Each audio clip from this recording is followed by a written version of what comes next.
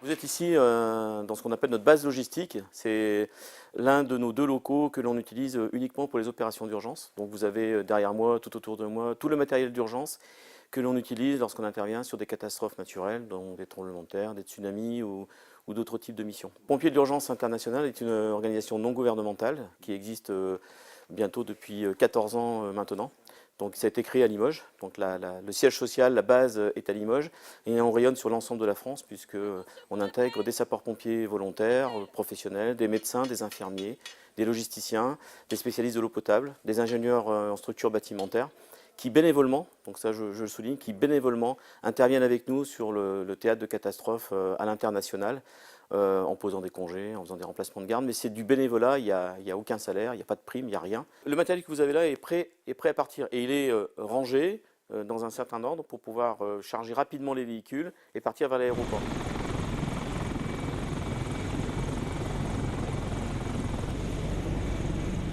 Les conditions d'intervention sont extrêmement difficiles. Il y a déjà toute une partie logistique, c'est pour ça qu'on tient cette base logistique d'une manière, on l'organise d'une manière bien précise, parce que c'est extrêmement compliqué de se déplacer dans un pays qui a été victime d'une catastrophe. Parce que généralement, la plupart du temps, c'est dans des pays asiatiques, la distance est très longue, il faut être transporté par avion, donc tout le matériel est conditionné dans des caisses de transport.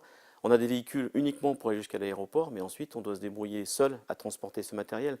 Et lorsqu'on est à plusieurs milliers de kilomètres de la France, même si on a une base arrière qui suit notre intervention, on est seul. On doit être complètement autonome, ne pas dépendre du pays qui est déjà sinistré, donc ne pas ajouter une charge au pays qui a déjà des difficultés.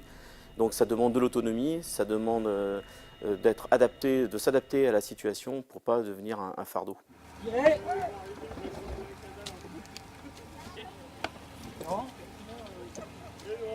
Fait maintenant partie du réseau INSARAG. Donc le réseau INSARAG, en fait, c'est un réseau qui est coordonné par l'Office de coordination de l'aide humanitaire de l'ONU. Donc nous avons intégré ces équipes depuis 2010 et nous sommes la seule équipe française non gouvernementale à avoir intégré ce dispositif et on y tient. Donc tous les 5 ans, on est testé, évalué sur des exercices grandeur nature de plus de 36 heures. Et donc ça nous permet de nous déployer très rapidement puisqu'on bénéficie d'un système d'alerte précoce par l'ONU. Donc, par exemple, pour l'ouragan Irma, on est intervenu à Saint-Martin et à Haïti. On avait déjà la trajectoire du cyclone et de l'ouragan plusieurs jours auparavant. Ça a permis de se préparer, de mettre en préalerte l'équipe et de rapidement pouvoir se déployer puisqu'on était dans les premières équipes arrivées sur place. Il a fait bien au bout et tout, il a bien fait la recrute. Dans la structure même d'une équipe de secours, l'ONU nous demande d'avoir une équipe de commandement, de management. Donc on a des spécialistes de la gestion de crise, d'avoir une équipe médicale qui doit être capable de faire du soin normal, du soin également pour les membres de notre équipe si jamais on était blessé sur place, mais également de faire des soins à la population. Et elle doit aller jusqu'à être capable de faire une amputation d'une victime qui serait coincée sous les décombres que l'on doit amputer pour pouvoir la dégager vivante des décombres. On a également 2 équipes de sauvetage qui travaillent en permanence et qui se relaient l'une avec l'autre. Une équipe de logisticiens donc, qui gère tout ce matériel parce que c'est vraiment le cœur de l'opération. Si la logistique ne suit pas, l'intervention va être vraiment très compliquée. Et ensuite, on a des spécialistes en eau potable et on a également des ingénieurs en structure bâtimentaire qui ont suivi une formation pour être en mesure de définir des priorités d'intervention lorsqu'on a par exemple 100 ou 150 immeubles qui sont effondrés avec des victimes par lequel on commence. Et c'est vraiment la question primordiale. C'est grand là-dessous, Maxime. Là, je vois pas bien, il y a plein de barbelés, c'est dur d'accès quoi. Hein? C'est dur d'accès, il y a plein de barbelés, je pense qu'il y a des trous en fait. C'est limité et après ça descend. C'est pour ça que le chat il va pas, il fait noir et ça descend Au départ, il y a 14 ans, on était 5 et on est aujourd'hui 140 quasiment à être en permanence au sein de l'association. Une grosse partie des troupes qui est originaire de l'ex-région Limousin. On a des départements de la Charente, du département de la Vienne, et après on rayonne sur l'ensemble de la France, on va dire de Paris jusqu'à Nice, Toulouse, Bordeaux. On se permet même de refuser des personnes qui souhaitent intégrer PUI parce qu'elles sont trop éloignées, parce qu'elles n'ont pas forcément le profil. On demande quand même d'avoir plusieurs années d'expérience de sapeur-pompier ou de médecin ou d'infirmier avant d'intervenir. Après, ce qui serait bien, tu vois, c'est de faire la même chose qu'on a fait en bas, mais sur des étages.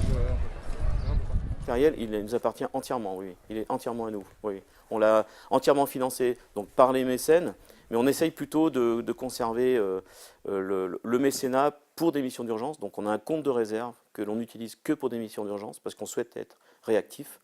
Ensuite, on a acquis ce matériel parfois par des actions de tombola, de vente de t-shirts, d'opérations particulières. Et on développe également de plus en plus des actions de formation. Donc, par exemple sur la manipulation des extincteurs, sur des exercices d'évacuation, qui sont en fait des prestations payantes en France et qui sont ensuite réinjectées pour des missions d'urgence, puisque les membres sont toujours bénévoles, même s'ils font de la formation. Il n'y a que ça. Ah, t'as que ça? Ouais, mais T'en as qu'un? Non, Ah, bah, c'est parfait. Bido. Par contre, Rico, Ouais. ce qui est bien, c'est d'en mettre une au-dessus, que parce que ce soit acier, pas, béton, ce soit c'est pas pas la terrible. pointe béton. Ah, la pointe je sais. La mairie de Limoges avait pris l'initiative de mettre en place une urne dans le hall d'accueil de la mairie. Elle a également dégagé une subvention exceptionnelle pour nous aider à faire cette action sur Irma, qu'on souhaite d'ailleurs poursuivre en faveur plutôt des sapeurs-pompiers pour les aider eux aussi à se reconstruire et à reconstruire leurs moyens. Mais on a plein d'autres missions qui sont en cours, notamment en Irak. Donc on souhaite développer une action d'urgence en faveur des victimes du tremblement de terre.